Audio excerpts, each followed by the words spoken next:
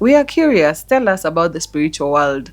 You've spoken about it, and explain it to us like we're children, because it doesn't make a lot of sense. You've just said that at night I went into the spiritual world and spoke. Describe it like you're describing it to a child so we can understand.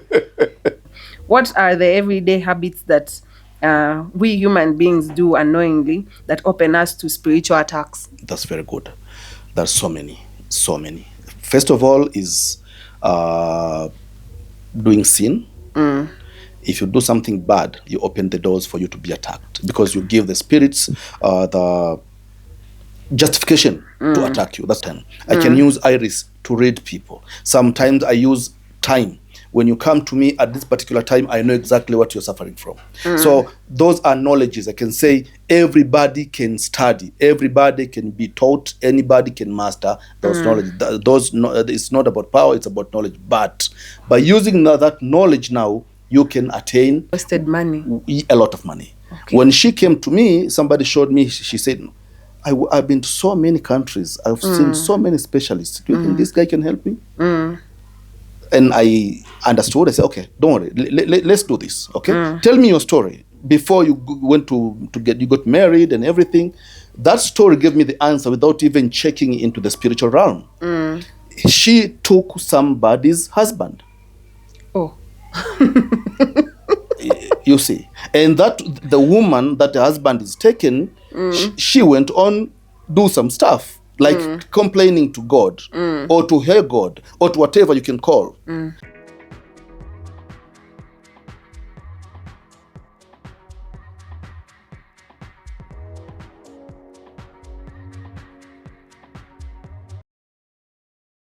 My name is Nanwai Susanna, and I'm your host today. Okay. And this is the Red Table Podcast. Wow. Tell us about yourself. Oh, that's a very big one. Yeah, my name is Dr. J.J. Mwaka, but well known as Dr. Mwaka. I'm from Tanzania. I'm the owner or the founder of the Four Plan International. Yeah, the natural medicine entity with several clinics in Tanzania and South Africa. I'm also a psychologist and spiritualist. So you said you're a psychologist and a spiritualist. Yes. Which of these identities found you first? Which one found me first? Yeah. Spiritualism is something that I was born with. I lived in the family of the spiritual activities. Yeah, you mentioned that your father was a spiritualist. My grandfather was a spiritualist. My father is still a spiritualist. Most of the family members, we are in the spiritual world. So spiritualism got me first, and then went to school. I did medicine, and then I did alternative medicine, and then I did psychology. So all those things just came by. But firstly, in the root of my life, it is spiritualism. So what moment in your life made you realize that the spiritual world is not just theory, but reality? Very early in my life, because as I told you, my family members most of them are spiritual healers, spiritual guides, and so forth. So since when I was 4 years old, 5 years old, I could have been sent by my father, go somewhere, take this, bring it here.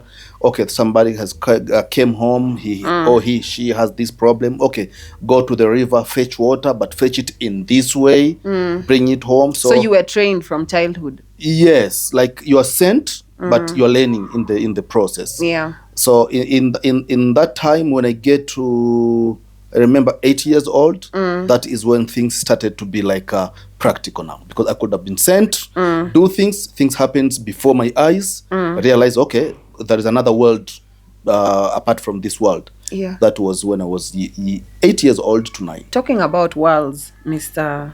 Dr.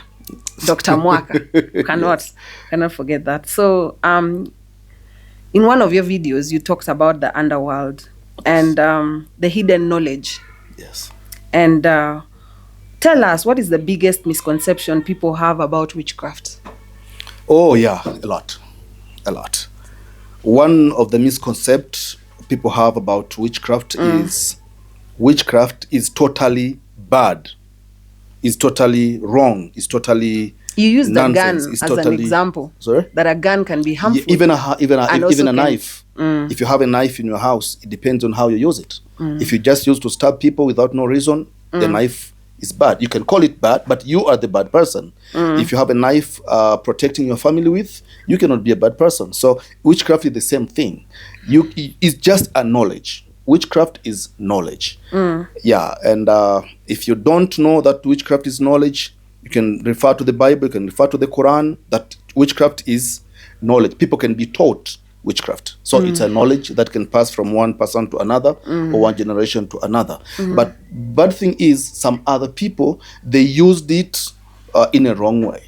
Like some other people now, they can use whatever they have in a wrong way to harm people, to take some people's properties. So in that case, people tend to think that, oh, the witchcraft is just bad. But in ancient time, people used witchcraft to protect their people, to protect their properties. So, you spoke about the realms in one of your videos. Yes. Can someone be affected spiritually even if they don't believe in the spiritual realm? Why? Or why not? Yeah, that's a very good question. If you I know it has been asked severally. Yes, I can give an example. If I put poison in the water and you don't believe there is poison, are you going to die or not? I put poison in the bottle of water and I tell you there is poison. You said, no, I don't believe it. Are you going to die or not? To die. You're going to die, yes. What you believe does not work anyway. If you don't believe in the spiritual realm and somebody is good in spiritual attacking, if he or she attacks you, yeah, he gets you. They get you just like that. Very, very, very. Can God get to you even if you don't believe in him? Yes. If you don't believe in God, can he get you? Yes. So the belief does not have to have any place there. As a trained psychologist, how do you differentiate between spiritual attack and psychological conditions? Oh wow, that's big too. Okay, a spiritual attack can be a root cause, which can result on symptoms that can be seen as psychological impacts. But not all psychological problems are rooted by spiritual world, no. But some are a psychological issue. For example, when you are attacked by witchcraft, one of the symptoms, one of the signs is anxiety, anger, it's so many things which are attached to psychological realm. So the difference is psychological part of the world can stand by its own, and the spiritual part of the world can stand by its own. But sometimes when you are affected spiritually, you can see the signs that are very connected with psychological patterns.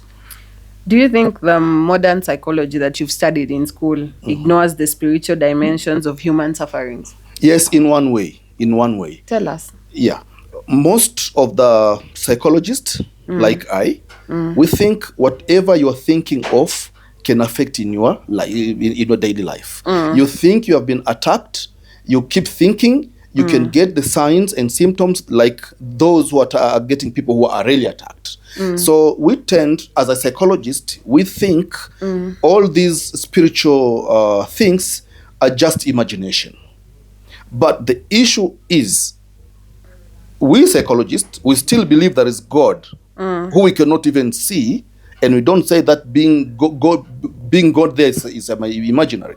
We say it is real, though you cannot see it, but we ignore another part of spiritual or spiritualism by saying that there's just imagination and the real things are happening in our lives daily are just psychological. But I can say that, yes, there are some things that are very psychological and people misconcept them, think they are spiritual. And there are very, very many things that are very spiritual and people are just misconcept them and put them in the psychology. So when I deal with a person for like now, good thing that I'm thanking God for is I can see a person, I can see a problem in 3 dimensions.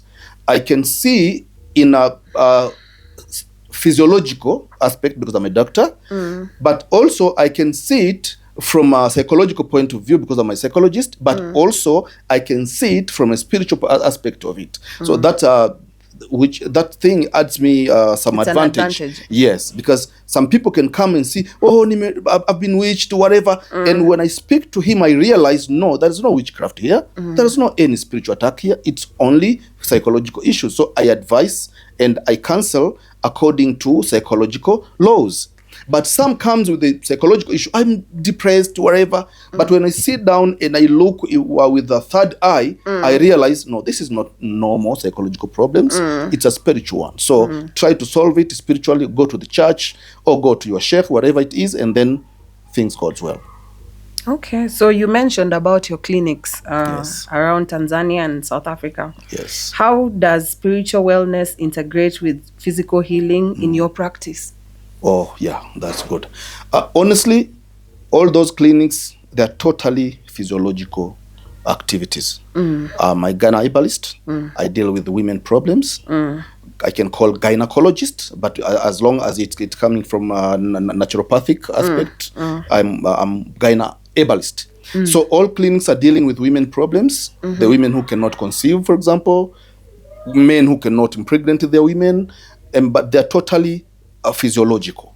So when people come with spiritual problems, now I have to take them from the clinics, advise them to treat or help them in a different dimension. So my clinics are totally physiological clinics, and the spiritual part comes in when somebody comes with a spiritual problem thinking that he has a psychological or physiological problem. So we help them on different dimensions, so that they get, and that is another advantage that we have, because some people sometimes they come to our clinics seeking for children, they want to conceive, they want to have babies, and they can't. They've been to so many hospitals. Something to ask there. Yeah, sure. Have you ever encountered a patient whose illness is purely spiritual but not medical, and what happened? Yes, tell us. I'll give you an example. Most of the people comes, especially women. There are those who come with they think they have physiological problems, but they have been to so many hospitals, to so many specialists, and they found nothing. They are told, okay, try to Dr. Mwaka, because when you go to Dr. Mwaka, maybe he can help you. Thinking that I'm even better than those specialists, I say, no, I'm not better than anyone. But when they come, I realize this is not physiological problem. That's why you're suffering so much. For example, I can give a very short example. There is one woman came to me like 3-4 years ago. She went to Germany. She went to the USA, but for treatment. She went through IVF in so many ways, but she could not conceive. Wasted money. A lot of money. Okay. When she came to me, somebody showed me. She said, I've been to so many countries. I've seen so many specialists. Do you think this guy can help me? And I understood. I said, okay, don't worry. Let's do this. Okay, tell me your story. Before you went you got married and everything. That story gave me the answer without even checking into the spiritual realm. She took somebody's husband. Oh.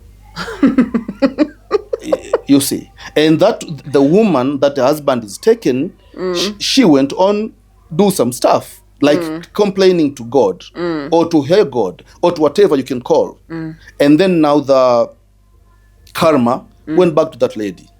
So she gave me the story, and she was like hiding something. I told her, no, just tell me the story. She should tell you everything. Everything. Then I realized, no, there should be something here. Can we call the girl, because that woman was her friend? Can we call? Oh, no, we can't. I said, no, we need to call her. Oh, no, I said, okay, come here tomorrow. So in the night, I went back to the spiritual realm, tried to seek for answers. The answers were correct. Like there's karma that is facing her, and it's not easy for her to conceive. And the solution was, apart from everything that I could have done, is facing the lady and saying sorry. It was not easy, but I stood and did it for her, helping her. And then it took only 7 months. She conceived. Oh. So these things happens. So if you're doing something wrong to somebody, know that something can come back to you. Karma is real. That's number one. But number two, the other lady came to me the same way, but the issue was not even taking somebody's husband. She had conflict with her mother. And when we realized that, went to her mother, speak to her, and it was not easy for her to forgive. But when she forgave, it didn't take more than 6 months. that lady conceived. So cases like that are coming so many times. You just need the knowledge, patience to seek the real cause of the problem and solve it. We are curious. Tell us about the spiritual world. You've spoken about it, and explain it to us like we're children, because it doesn't make a lot of sense. You've just said that at night I went into the spiritual world and spoke. Describe it like you're describing it to a child so we can understand. Okay. Basically, you don't need a night to go to the spiritual world. You don't need so much knowledge to go to the spiritual world. Good thing is, from the Bible perspective, from the Quran perspective, from the Hinduism perspective, they both know that there is another creatures who we cannot see living somewhere. The issue is where. That is the issue. What we don't know is they're just living like we live. And explain more about the languages that you say they speak different languages. I want to hear more about it. Okay. The spirits, they are formless. They've been created by fire. They are formless. And the issue is the way they communicate, they do not communicate through the language that we use. And we need to work, when we need to work with them, we are supposed to use a certain language that can communicate, can make us communicate well. And that is what we are calling it witchcraft. Okay, I can repeat it again. Okay. These spirits, they communicate in their own way. If somebody say that they speak like we do, it's not right. They don't do that. They don't. In order for them to speak like we do, they have to use a human body. Okay. So they possess someone. They possess someone, so he speaks on their behalf. But for themselves, they have another ways of communication. But according to where they are, according to where they live, there is spirits all over the world. In Kenya, there is spirits with their culture, called Kenya culture. In Tanzania, there are spirits, they adopted Tanzanian culture. In Europe, there are spirits, they adopted European culture. So there should be a communication tool between us and them. Or rather, they possess somebody and then we speak to that person for them to understand. But the issue is, it's not that easy.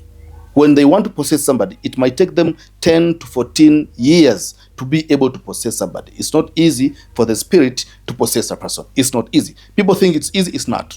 Do they roam around us, and who can see them? Can you see them? You can see them as well if you want to. No, but most of the time, anybody can see them. If you want to see them, you can see them. But you have to ask yourself, what for? Because you want to see them for something, you want them to help you something, yes, you can see them. But most of the time, are they in human form or in other forms? I say they're formless. But you ask what them, do you mean when you say they are formless? Okay, can you tell me the form of smoke? Just smoke. Or the form of fire? Tough, eh?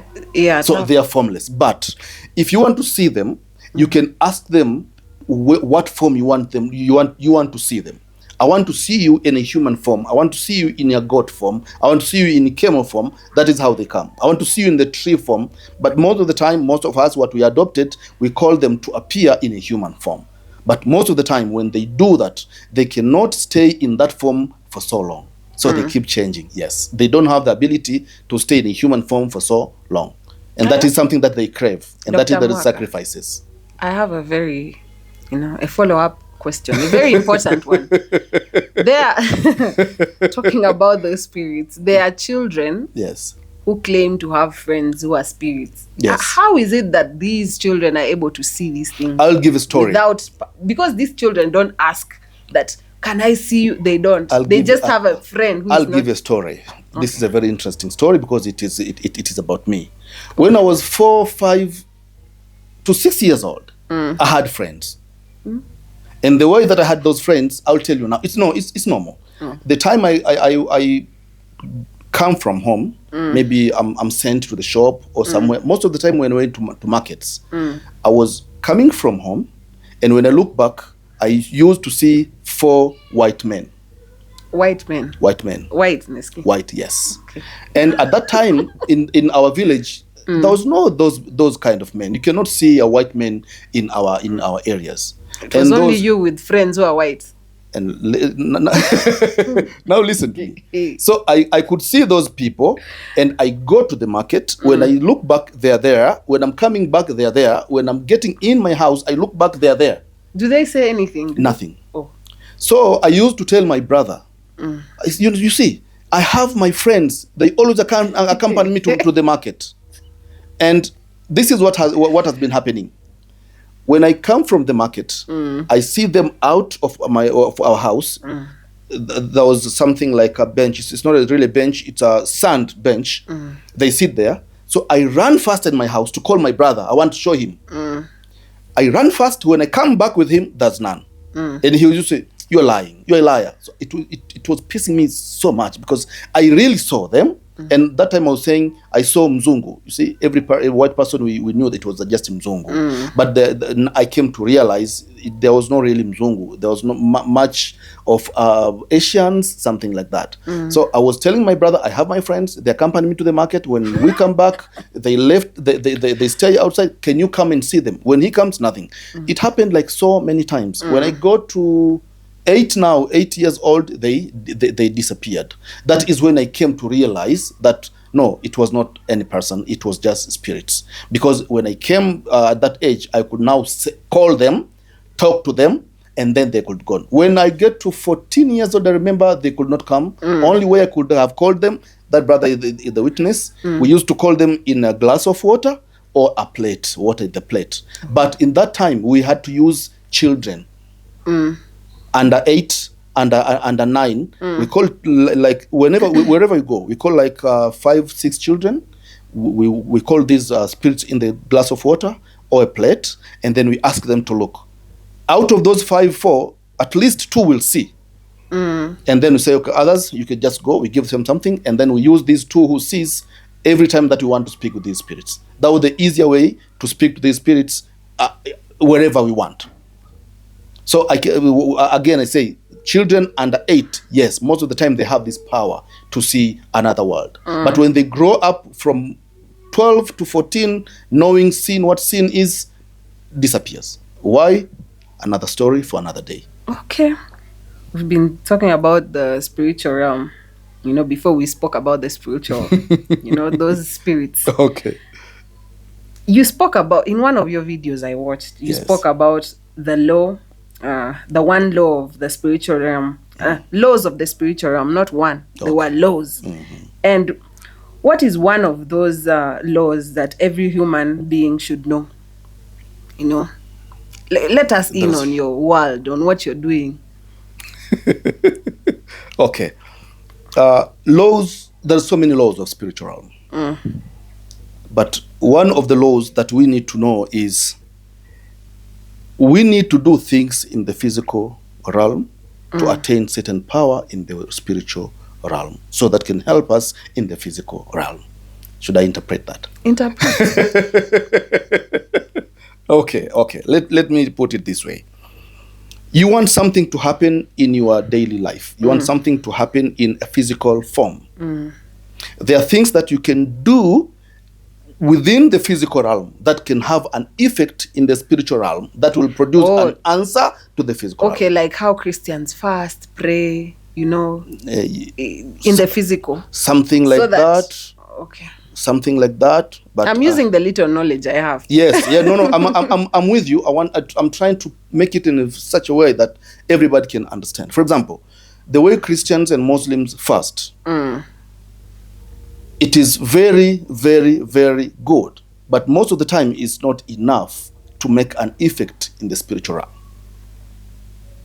How? I'll come again. Okay. When you're talking about fasting, you are talking about not eating. Right? And that is not enough to have a big impact in the spiritual realm. The fasting that can have an impact in the spiritual realm is not eating. It's giving your food to someone else. I don't think you understand. I'm trying. Yes. For example, now, if you stop eating today until evening for 3 days, okay? Yes, it's good in a religious perspective. But if you really want to fast to a certain way that it can have an impact in the spiritual realm, so they wait to hear from you what you want so that they can do it for you in the physical realm, is when you sell that phone and you stay with no phone. And all the money that you have with that phone, including all the money that you want to eat for the week, then buy food and give those who don't have anything to eat, and suffer for a week. You don't eat because you want to. You don't eat because you don't have something to eat, because you gave it to someone else. That is the real fasting that can have impact in the spiritual realm. Okay. That is a very good, a simple example. And another example is, you're saying to give somebody something is good, right? Like charity, like offering. Yes. But it's not good enough to have an impact in the spiritual realm. What is have impact is, you have your thing you want to give somebody, right? First of all, it has to be something that you love the most. Oh, no. Okay. Why? You see, it's tough. If you want to give somebody something that can have an impact in the spiritual realm, it has to be something big, something you love the most. In the Bible, Abraham told to give away his own son. Are you Christian, right? Yes. In the Bible, God has given his only begotten son, right?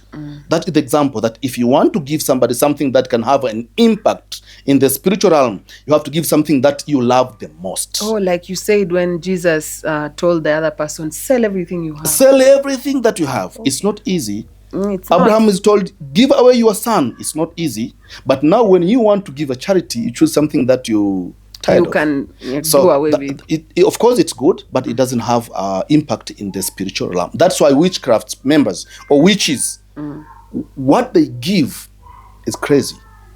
And that's why when you are when you are being witched, you go to the church. We can pray for you, and things cannot happen because the price that has been paid for you to get witched, Bewitched is a very big. very big. People give away their sons, their children, their mothers, their families, and you cannot give even a cow, and you think you can be a chicken. You can't even give a chicken. So what I'm saying is, there's these actions that are supposed to be done in the physical world that can have an impact in the spiritual world, but they are tough to do. You have been witched. You need your business to run. You need prosperity. You need to get big things. You have to give big things. That is what I can tell. There is no any other way around. You need something big, give something big. Even in a religious perspective, and this is what I'm telling people every day. You want God to give you a car, right? But you can't even give away a bicycle that you have. It doesn't work that way.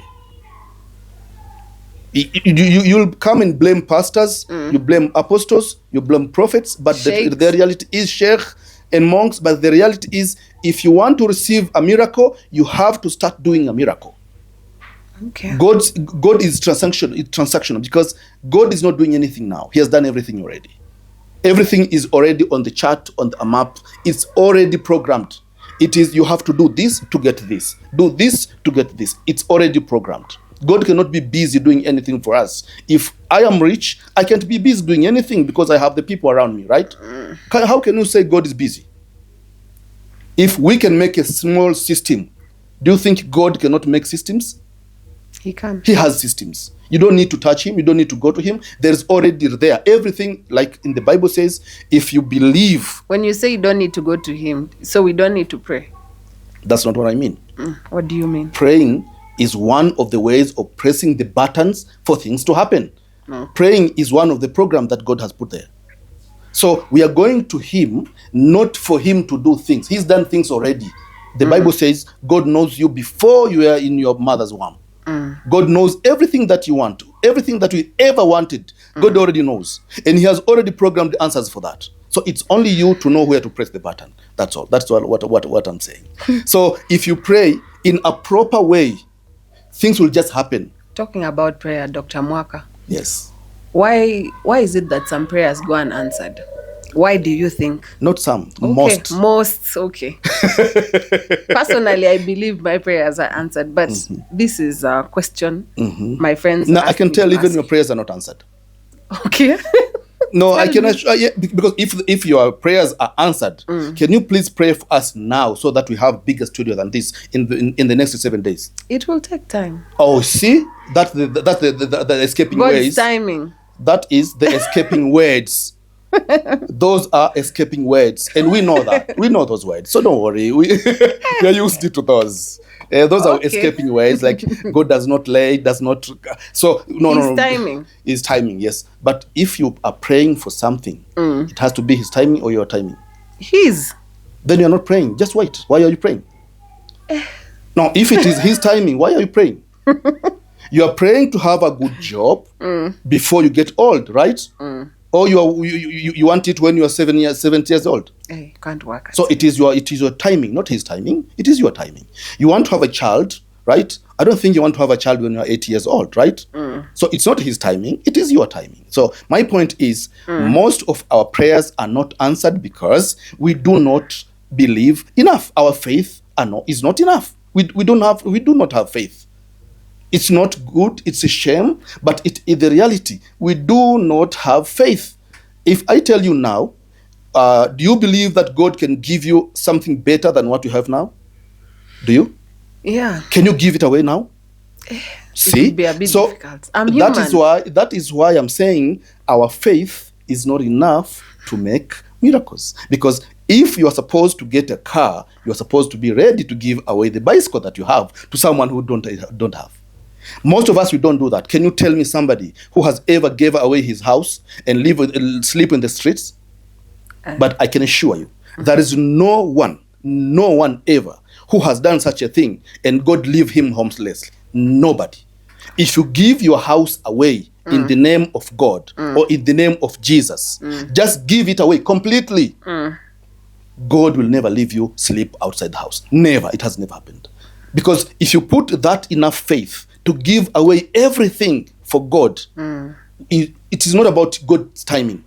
It is the time that you say and it will happen. Well, because Jesus said, if you believe, you can tell a tree to move. Go to move and dump yourself in the river. He didn't say it will take time. He didn't say God's timing. He said it will happen. So only the answer is we don't have faith. And I can tell my brothers and sisters. So we need to have more faith. We need to have more faith. And the problem is you need to have faith before you see things happen. And when things happen, it will increase your faith. But that first step, that's the problem. To do things that are miraculously, how can I go from here to another country? I don't have anybody, but I say, God will be there because God is here, God is there. Let me just go. I leave everything here and I'll go start fresh. How many have that faith? Very few. That's why our prayers are not answered. Okay. But good thing is, in the Bible now, there is ways to make things happen. That is what witches are using. Witches are not using God's timing. Witches are using programs, systems. That's why they can bewitch you even if you're going to the mosque or you're going to church. And they're not waiting for God's timing. They do something for 7 days, it's 7 days. They do it, they want it to happen tomorrow, it happens tomorrow. They're not waiting for God's timing because they're using programs. But what I'm saying is God is greater than whatever they are doing. But their faith is greater in their activities than our faith in God. That is why they can win us. So we need to have more faith. We need to have more faith. We need to study Bible. We need to know God's programs. We need to know God's system. We need to know how God works. That's the problem. Most of us, we don't know how God works. We don't know. We think when I pray here, God is listening and he's sending his angels. No. How many people God is going to send angels to? How can you make God busy that way? You cannot make me busy that way. Even you, when you get money, nobody can make you that busy. You'll have your assistants, your people who can do those things. So God also, if you know how God works, it's very easy. Because whenever you want something, it's just done. You don't need to suffer so much.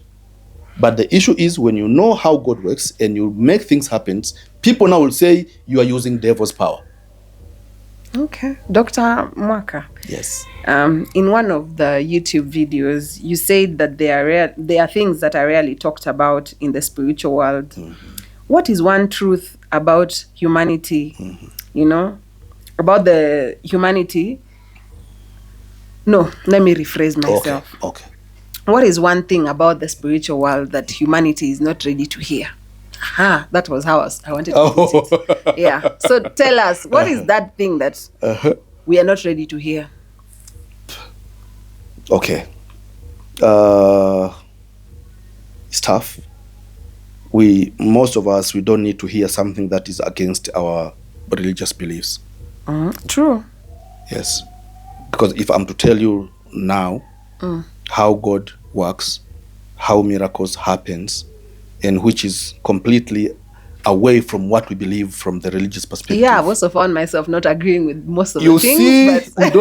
See, we don't want to face the reality. Okay. But as I said, when you pray, it's not about God's timing. Because if you're asking God for faith. A bread, Jesus said, there's nobody can ask his father for a bread and he give him a snake.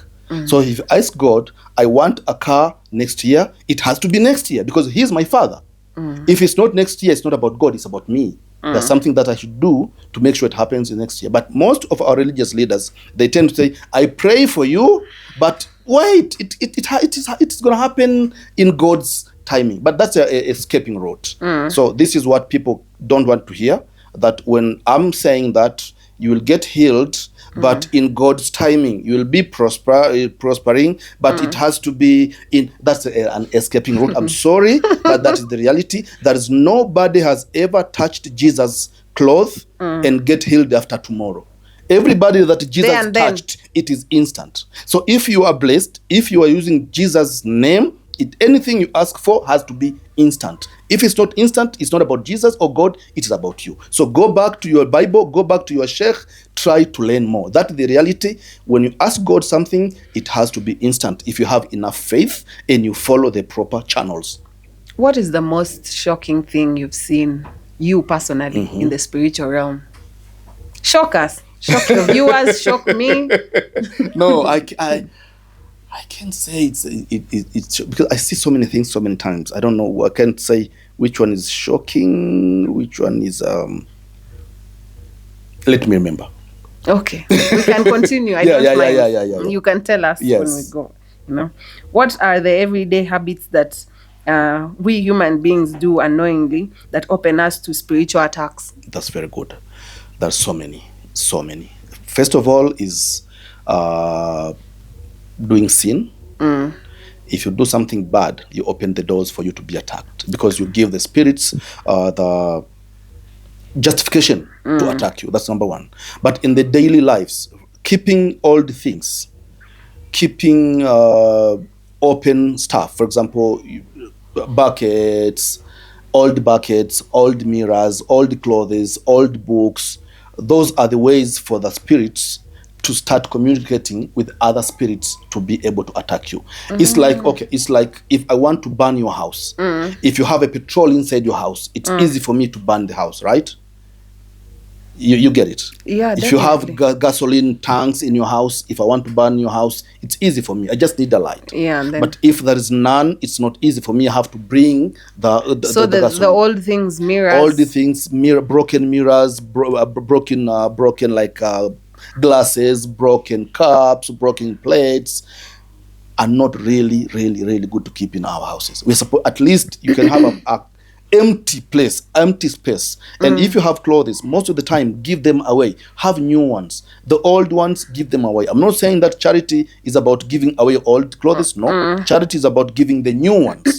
But make a habit of not keeping this, because when you give them away, you are making a room for new ones to come. Okay. Makes sense. It makes sense. Do you understand? Yes. And another thing is now for the people is leaving our things open. Keeping you cutting your nails and leave them on the floors, cutting your hair and just leave them irresponsibly. No, those are very, very bad, because some spirits, they are learning things. They are learning how to communicate with human. They are learning how to attack human, so that when they ask the two, they can be able to, right? So they use your things to try. When they get your nails, they say, "Oh, I have free trial." Yes, free trial. No. This is something that people don't know. This is not fair. We do trials as well. You're under trial. We do trials as well. We do every day. We see something, we try it. So, and they do. We go to the laboratories to make to do practicals, to do. That is something different. This is someone's life. No, okay. We are using rats. We poison them, then we cure them in the laboratories, right? Is it fair to kill a rat because you want to get a medicine for your people? But because no, I'm it's saying just a this rat. is for human beings. I understand, and that is what I'm saying. Is it good or is it right to kill a rat because you want to save a human? If you say yes, it is also easy or right to kill a person to save a spirit, because spirits live about 1,000 years. Spirits have been created first before us. So if you think to kill a rat, to kill an animal, it's okay to save a human, then I will say to kill a human, it's okay to save a spirit. So none of these are right. So you are using animals to do practicals, they are using us to do practicals. So don't keep your things just irresponsibly. If you take your nails, try to hide somewhere. Your hair, keep it well. But not only those spirits, even people, your friends, your girlfriend, your boyfriends can use those things to harm you. Yeah. You spoke about money and fame, that these things can't go together. So I want you to explain more about that, and also tell us, is money spiritual? Does wealth have a spiritual dimension? And can someone attract success without engaging in negative spiritual practices?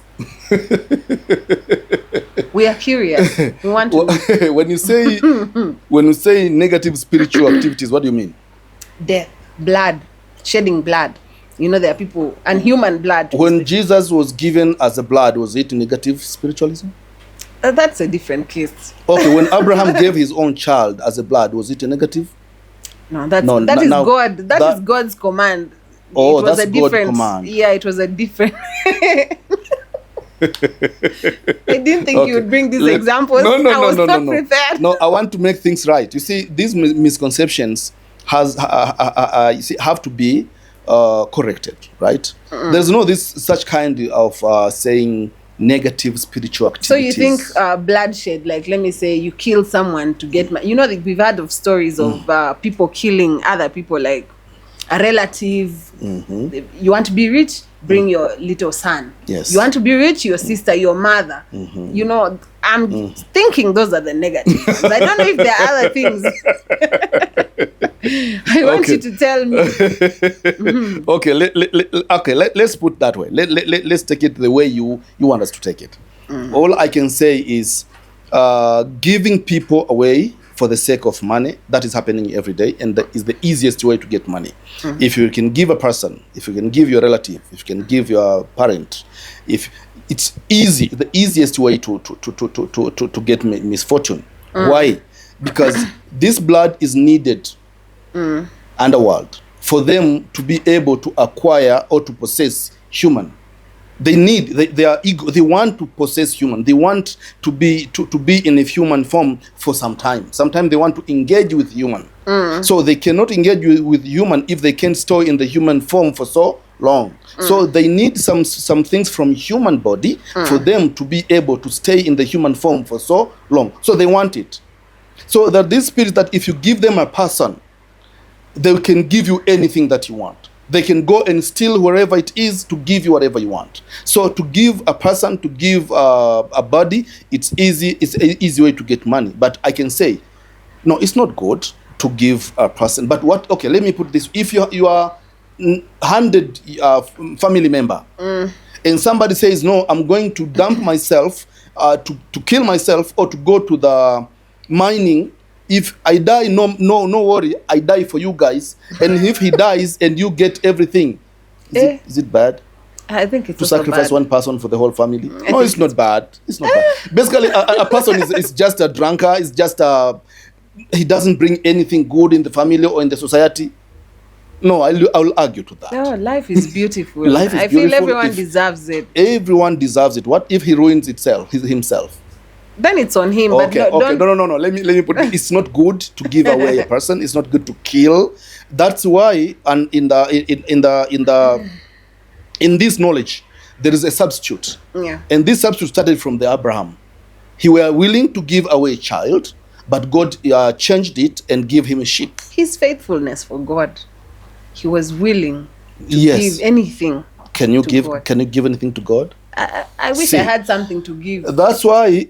Apart from this phone. No, you have everything to give. Okay. That's apart another from lesson me. for another time. You have everything to give. You see, there is somebody out there who wish to be just like you.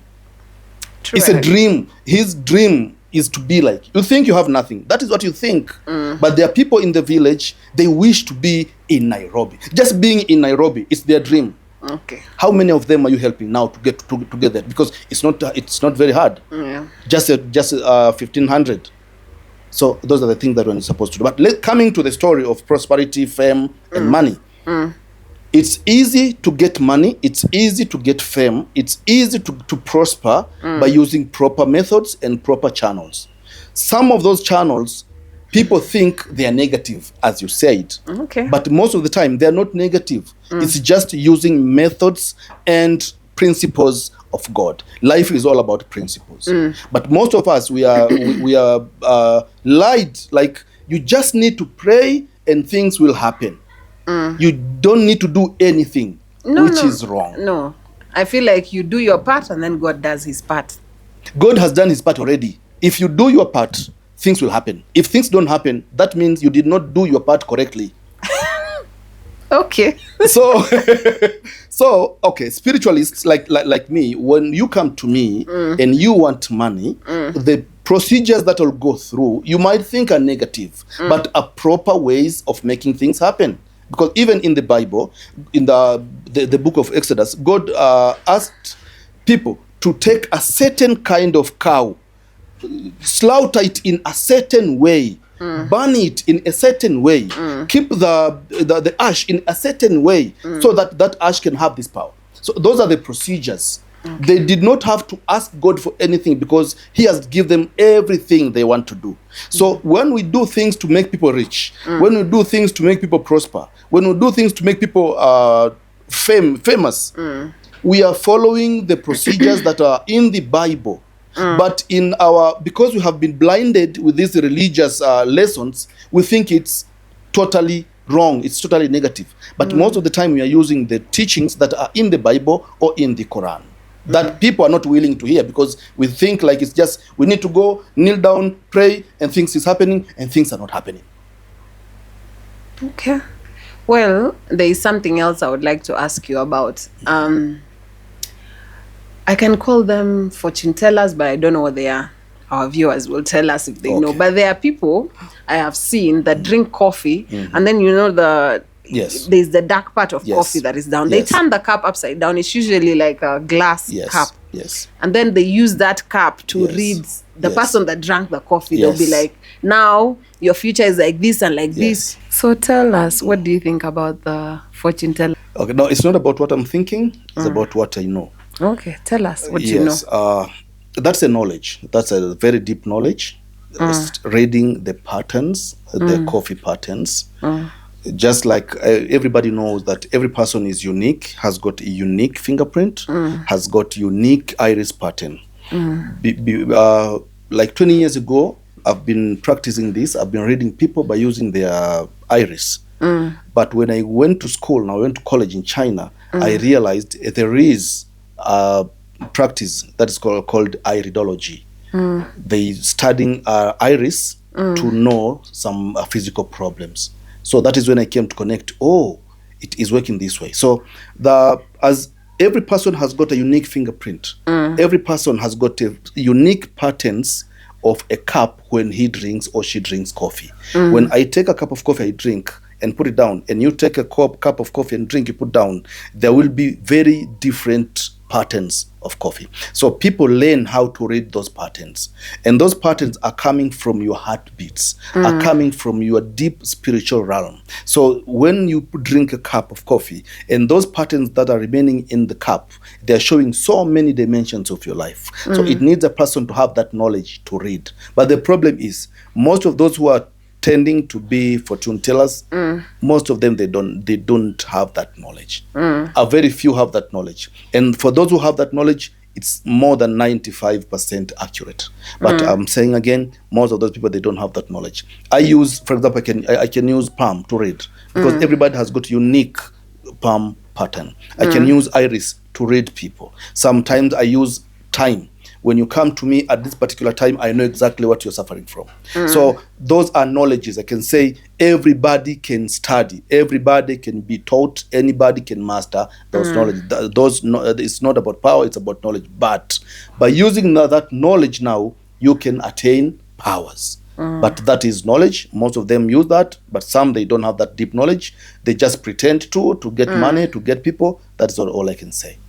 Okay, so as a husband and a father, how do you balance spiritual leadership and family leadership?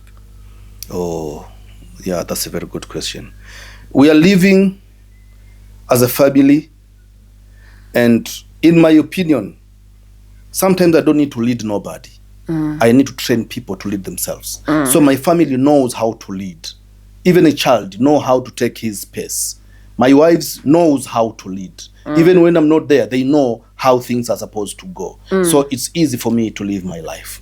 In my spiritual part now, yes, this is what I do. Even at night, people are calling me, they want this, they want that, or I want to be rich, or my marriage has been broken, I want to rebuild it, or my fiance has said, no, I want to make her grace, or so many things like that. So I'm living in that. So it's not like hard thing to do, because I've been doing it every day. So it's like I'm playing chess. It's like, it's sometimes if I don't get clients, I get bored. I want those questions, I want that trouble. You want to be challenged. Yes, I want to be challenged. I want to do this, do that, try this, try that.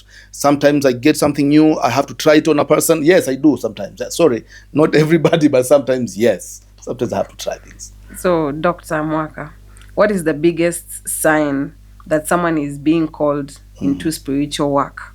Oh, every spirit has got their own ways, but most of the time is coming in dreams and seeing. That's a very wide way that spirits are showing people. Even in the religious perspective, pastors, apostles, prophets are shown in dreams. They dream things and things happens. They get things in their mind, like this person is coming from somewhere, and they tend to ignore it. And unfortunately, the guy says, I'm coming from somewhere. So those are the ways the spirit is showing that you are supposed to do spiritual works, is by making you see, by making you know things that no one have ever known before. So those are the ways. But other people are hard enough to understand. They made sick. Others, they made poor. You can just try and try and try, and nothing is coming your way. But the reason is why those spirits or your ancestors want you to do their work. So if you're getting sick, you're trying to heal yourself in so many different ways, no healing. If you're stagnating stagnation is too much, and you don't know the reason, you find all other ways and but try to connect it with your dreams and what you see. You'll find a pattern, and you know that to know. Have you ever resisted your calling? Sometimes. Were you ever like, I don't want to do this? Yes, sometimes. When I went to India, I did my Ayurvedic diploma. So I went deep into physiological plans and treatments. That is when I stuck somewhere. And I was told, listen, you want to do that? Yes, but you cannot abandon this. This is helping people. Sorry? What changed? What changed? Like how? Like, did you see these, what were you studying? The thing you were studying, was it helping the people more? Or were you now realizing these traditional I can say ni ushamba too. You see, when you're coming with the knowledge from your indigenous family, right? And now you realize there is some sort of knowledge that is equivalent to that or similar to that, but it is like ya kisomi hivi. You speak Swahili, right? In this way unaonekana msomi, this way unaonekana mshamba, then you dump that one. You are coming to the one that makes you wear a suit. People think that you wear an msomi, but that is when you get everything wrong. That is what happened to me. Okay. That's a story for another time. But yeah, it was bad. Then I realized, I came back to my track, and then everything went well. Some people fear spiritualists. What do you wish they understood about your work? Okay. One thing that I'll tell is a real spiritualist with real powers is harmless.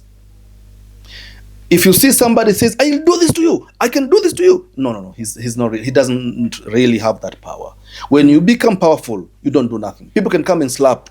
People can take your things. You feel like, why don't I do this? But there's that heart saying, no, you know your powers. Forget about him. So what I can tell people is, if you see a spiritualist that is scary, maybe he does not really have that power.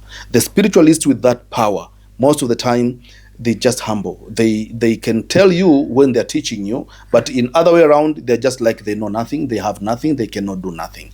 But what I normally do in my position is just helping people understand what I do to them. For example, if you come to me, people come to me, they want to be rich, right? People come to me, they want to solve their relationship problems.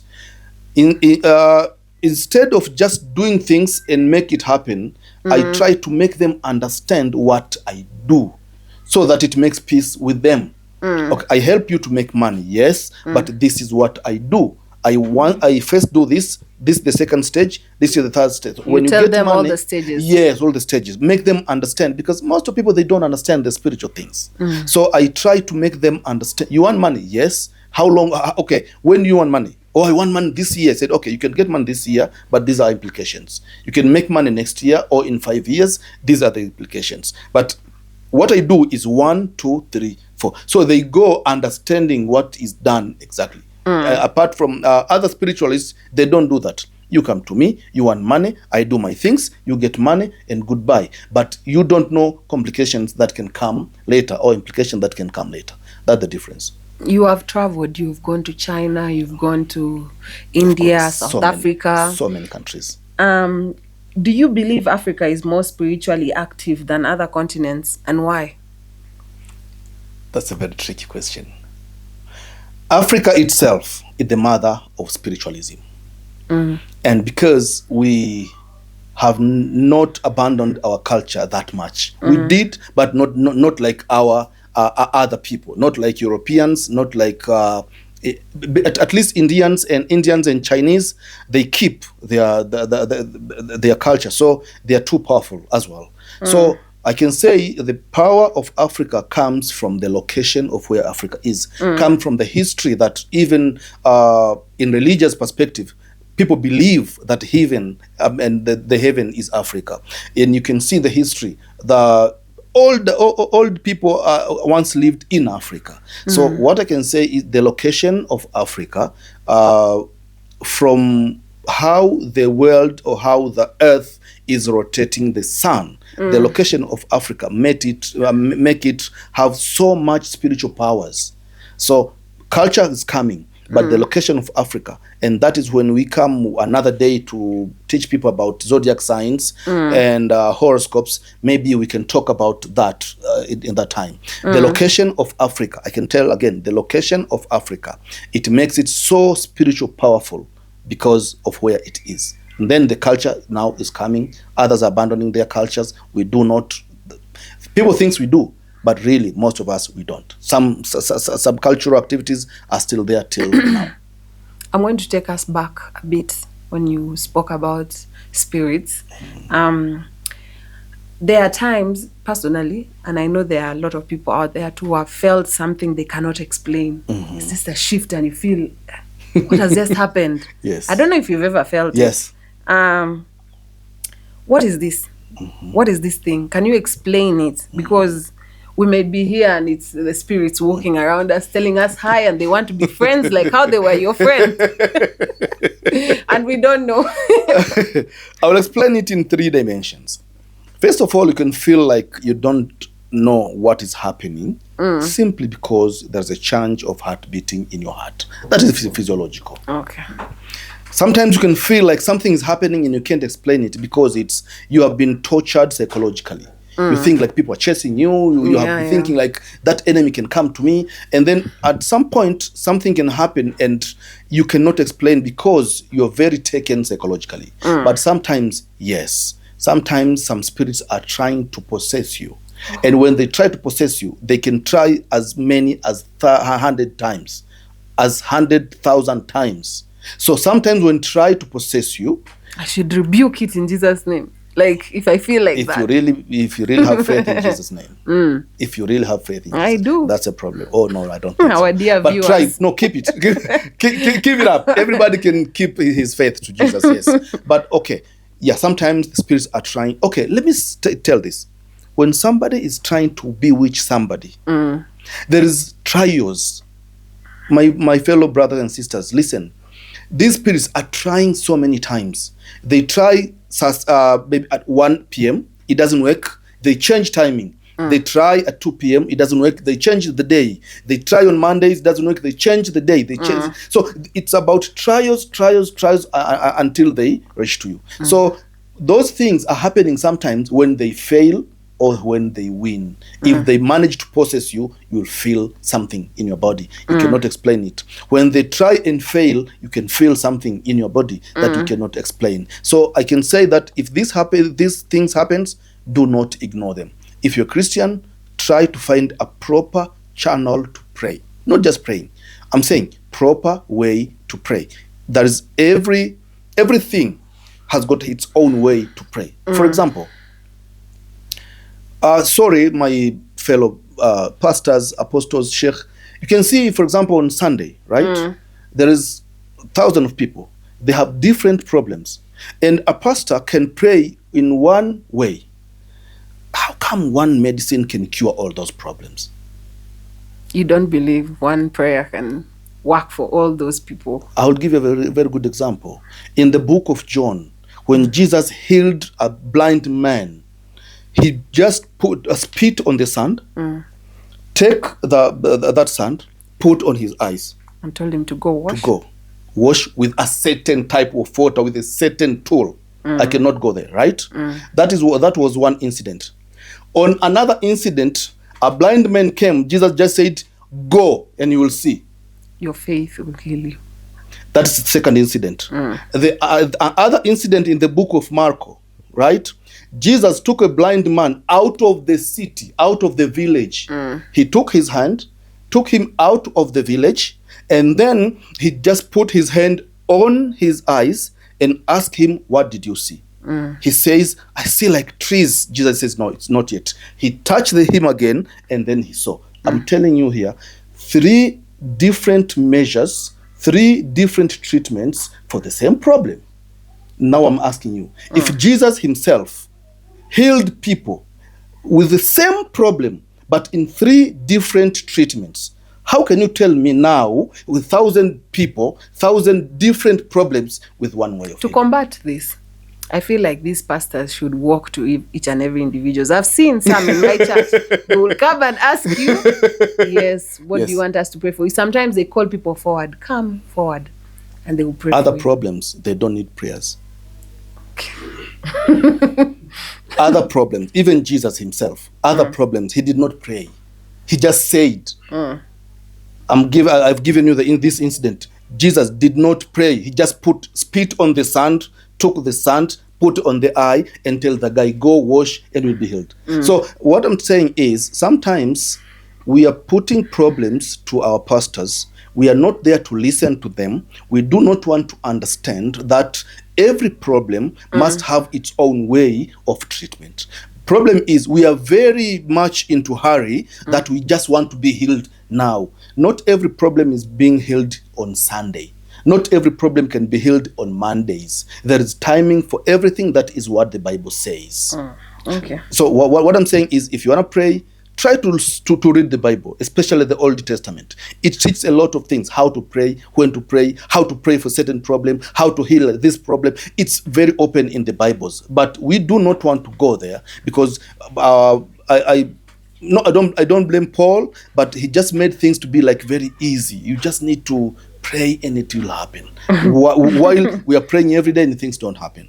So when you go to somebody like me, a spiritualist, what I do, I'm not taking anybody to a negative side, but I'm putting somebody through the righteous principles of God. That's why when you say you want to be rich, if I say put this, do this, it's not about worshiping the devil. It's about following God's principles and systems. What do you think about dreams? Very good. Also, I know put they it are in three powerful, dimensions. but I want to know your... I'll put in 3 dimensions. Dreams can come when you think about something most of the time. That's a physiological part of it.